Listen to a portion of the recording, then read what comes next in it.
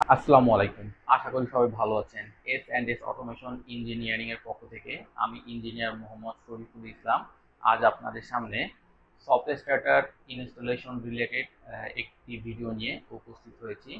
মূলত এই ভিডিওটি কয়েকটা পার্ট হবে।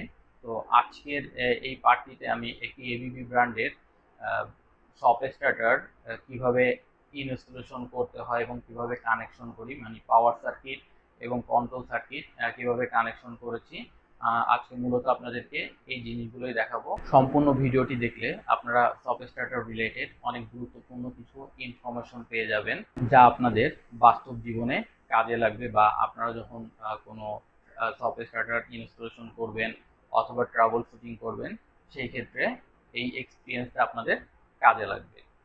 আর আমি মূলত কাজে কিছু ব্যস্ত থাকায় বেশ কিছুদিন ইউটিউবে ভিডিও দিতে পারিনি।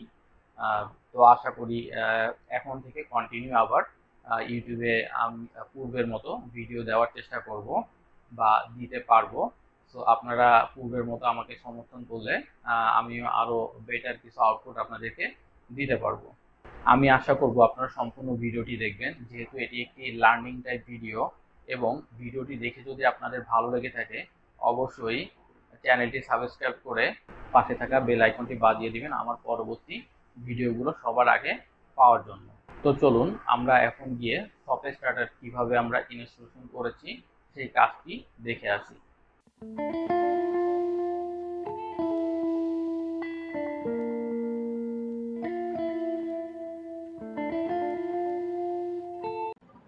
প্যানেলটিতে দেখা যাচ্ছে বেশ কিছু সফটস্টার্টার নতুন করে আমরা ইনস্টল করেছি, বাট আমাদের প্যানেলটা পুরাতন। তো ফার্স্টই আমরা এই অনেকগুলো সফটস্টার্টার ভিতর থেকে একটা সফটস্টার্টার নিয়ে আপনাদের সাথে আলোচনা করব, যেটা ফুল ইনস্টলেশন সিস্টেম এবং রান করে আপনাদেরকে দেখাবো। সো প্রথমেই আমি এই সফটস্টার্টারটার পাওয়ার সার্কিটটা দেখাই, যে উপরে 3 ফেজ রেড ইয়েলো ব্লু পাওয়ার মার্ক করা আছে। ঠিক আছে, দেখা যাচ্ছে রেড ইয়েলো ব্লু তিনটা কালার দিয়ে আমরা পাওয়ার সাপ্লাই দিয়েছি। এটা হচ্ছে ব্রেকার ইনপুট, একটা ভোল্টেজ কেস সার্কিট ব্রেকার ব্যবহার করা হচ্ছে 100 অ্যাম্পিয়ারের।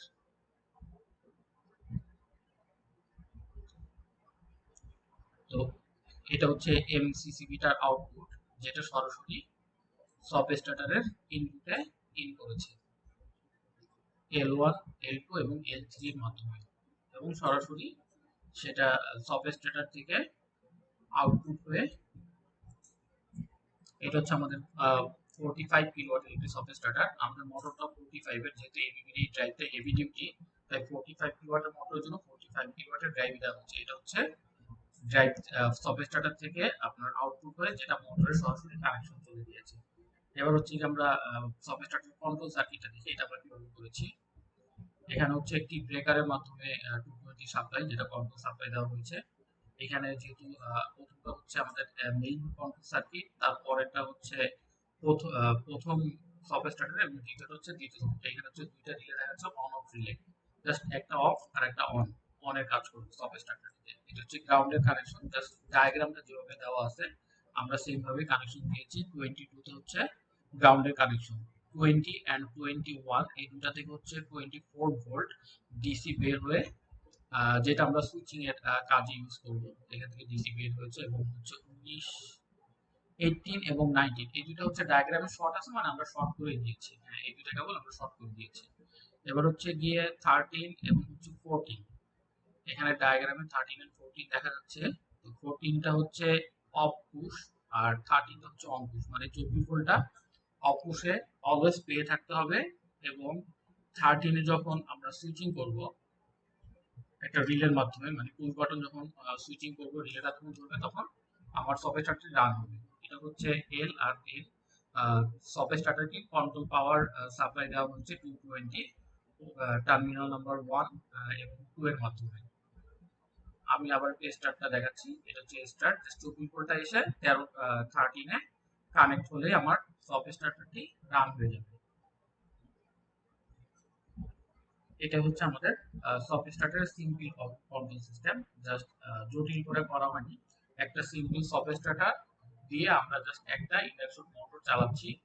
এই কানেকশনটা এখানে করা আছে, এবং এটা চালানোর জন্য কিভাবে আমরা প্রোগ্রাম সেট দিয়েছি সেটা হচ্ছে পরবর্তী ভিডিওতে আপনাদেরকে দেখাবো। সম্পূর্ণ ভিডিওটি কেমন লাগলো এবং কোনো কিছু জানার থাকলে অবশ্যই আমাকে কমেন্ট সেকশনে জানাবেন।